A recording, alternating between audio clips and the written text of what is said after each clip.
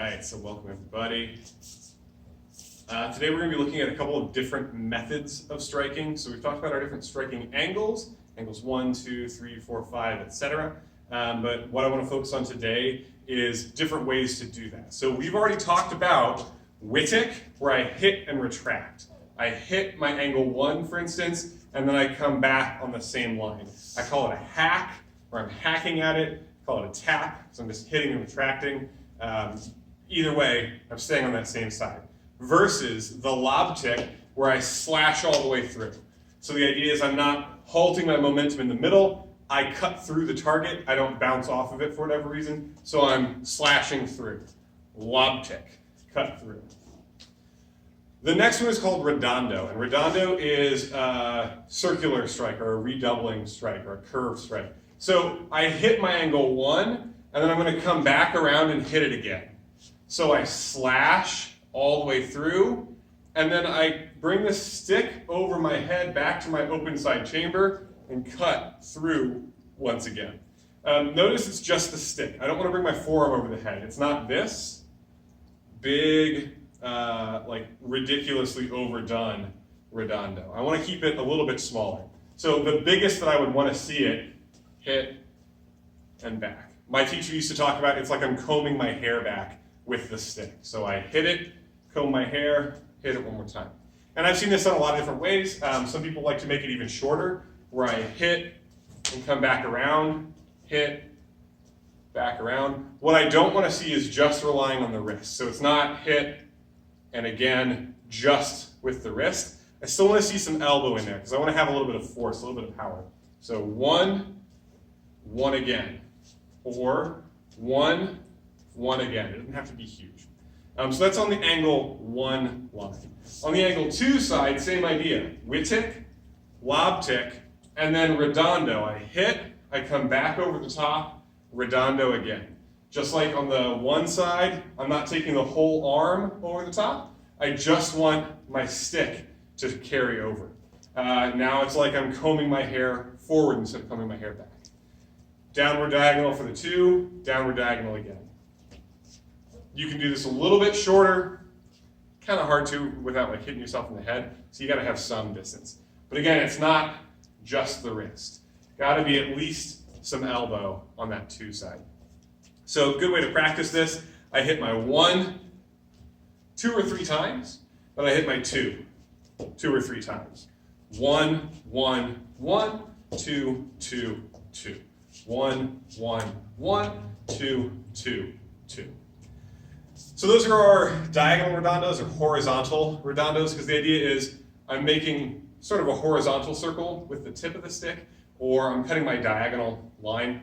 We also have what are called the vertical redondos, and the vertical redondos are very, very vertical, as the name implies. So the first one, the one I think is easier, is our backhand vertical redondo. So starting on the closed chamber side, my backhand hit, instead of cutting downward diagonal this way, I'm cutting almost a straight vertical, like that angle 12, down. Then I recover, cut again. Recover, cut again, cut again, cut again.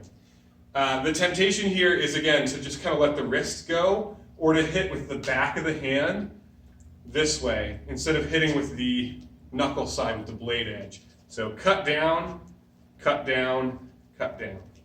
There's a lot of hip movement in this. You can't really get this done with just the arm very well. So I hit, recover, hit again, recover, hit again, hit again. I like this one. It feels kind of like a table saw or like a bandsaw, where I'm cutting on that forward line at all times. So hit, hit, hit, hit. On the forehand vertical redondo, now I'm starting on my open chamber side, on my vertical open chamber. So downward, I bring it around, downward again. I bring it around, downward again. This one, again, I think is easier to just think about opening up in the elbow, letting the wrist go, and really almost like you're trying to strum a giant air guitar. I want to keep it a little bit tighter than that so that I can hit, retract, come back around. You'll notice I tend to like to do this one with my weapon side back. I find it awkward to do here. I just don't have the same hip range of movement. So I take my right foot back, cut down, again, cut down, cut down, cut down, cut down. So the big thing that I want to see still is keeping good striking mechanics. So if I had a blade, for all of these, I'm still thinking about cutting with the blade edge. So 1, redondo, 1, again. Redondo, still leading with that blade edge, not coming in flat or turning it over, blade up, and hitting with the flat edge on the outside. The 1's not too bad. The 2, this is one that I often see coming a little bit too flat here. So downward diagonal, bring it around, downward diagonal, downward diagonal. For the vertical ones, that's definitely where I start to see some of this opening out. So cut down, rechamber, cut down again. And if you've got something that you could just take your stick and give yourself an imaginary blade line, that really helps to keep it straight as to where I'm supposed to be cutting. On the vertical forehand side, cut down, circle in the hips, cut down. So we put this all together in one long flow. In martial concepts, we call this the 4 redondos drill. So I hit angle 1, redondo. I hit my backhand vertical redondos. I hit my angle 2, redondo. And I hit my angle, my open forehand vertical redondo. So 1, repeat, 2, repeat, 3, repeat, 4, repeat, types of redondo. And you can do this for 3 times each. 1, 2, 3, 1, 2, 3, 1, 2, 3, 1, 2, 3. Just make sure you at least do twice through, so you get that feel of redondo for your horizontal, diagonal, whatever. Redondos for 1 and 2. The reason why I might do this, angle 1 to angle 2 is kind of what's expected. So if I can bring it back around, it changes the game up a little bit. The other reason is sometimes you have a really heavy weapon, right? Something that's blade heavy or tip heavy.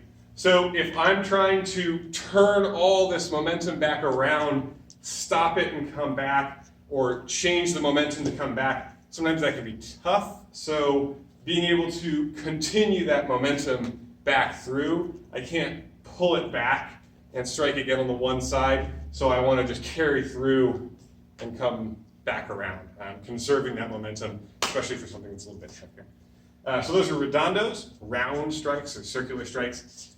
Give them a shot.